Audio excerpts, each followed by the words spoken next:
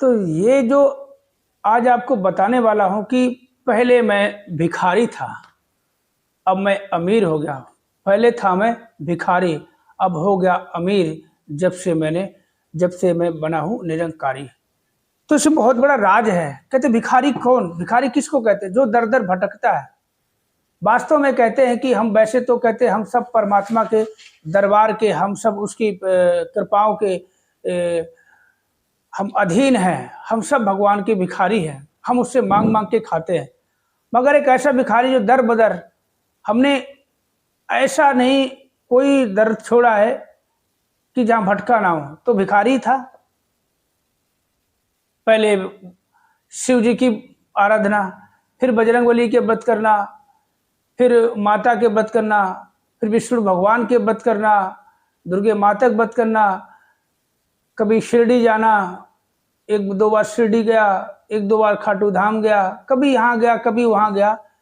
तो ये दर दर भटकने वाली बात जो है भिखारी वाली हो गई है। तो अमीर कब हुआ? अमीर कब हुआ? कहते पहले मैं था भिखारी, अब मैं हो गया अमीर, जब से बना मैं निरंकारी। तो मैं अपनी बात कर रहा हूं मैं। और वास्तव में अमीर कौन है? कहते हैं कि दुनिया में सबसे ज्यादा अमीर कौन है? कहते जिसको कुछ और नहीं चाहिए, और कोई नहीं चाहिए। ऐसा तो है नहीं, किसी तन के लिए कपड़ा चाहिए और पेट के लिए हर किसी को रोटी चाहिए। तो हर किसी को ये इच्छाएं जागृत नहीं होती, ये जरूरतें हैं जो पूरी सभी की हैं। फिर और किसी को अब और कुछ नहीं चाहिए। वो दुनिया में सबसे बड़ा अमीर कैसे? क्योंकि उसको असल मिल गया। अभी तक हम नकल में जी रहे थे, अब असल मिल गया।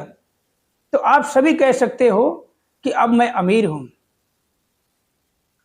कि वस्तु अमोलक दी मेरे सतगुरु, की कृपा अपनायो, पायो रे मैंने राम रतन धन पायो। दुनिया का मालिक राम, वे ब्रह्म है। अब ये जब मिल गया तो हम सबसे बड़े अमीर हैं। टाटा बिरला अंबानी हमारा रिश्तेदार हो गया, अब हमें पैसे की क्या किल्लत है। देश का प्रधानमंत्री हमारा अपना परिवार का है, हमें किसी चीज की कमी नहीं, किसी चीज का डर नहीं है। अब प्रधानमंत्री से बड़ा कौन है बताओ?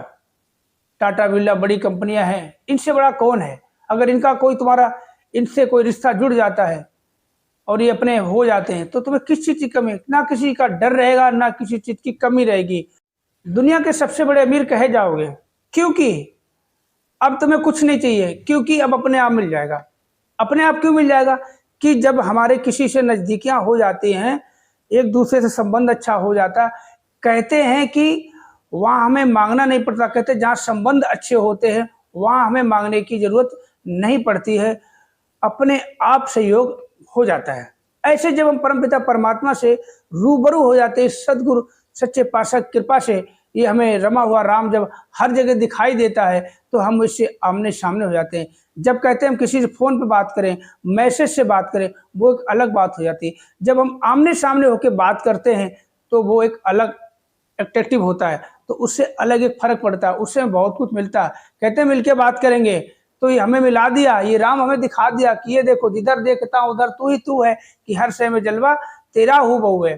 तो काफी समय बाद देखो अब वीडियो बना रहा हूँ। आजकल काफी किसी कारण कुछ मानसिक परेशानी, जब थोड़ा सा मन भटकता है, तो कहते ना यार बनाने के लिए भी कुछ सोचना चाहिए, क्या बनाए क्या नहीं। तो सोचा आज अपनी बात बताते हैं। कहते हम जब तक भटकते रहेंगे अब तक हम, अगर हम चाहें भटकना तो हम भटकते रहेंगे। अगर हम सहज होके एक जगह स्थिर हो जाएंगे तो हमारा भटकन दूर हो जाएगी।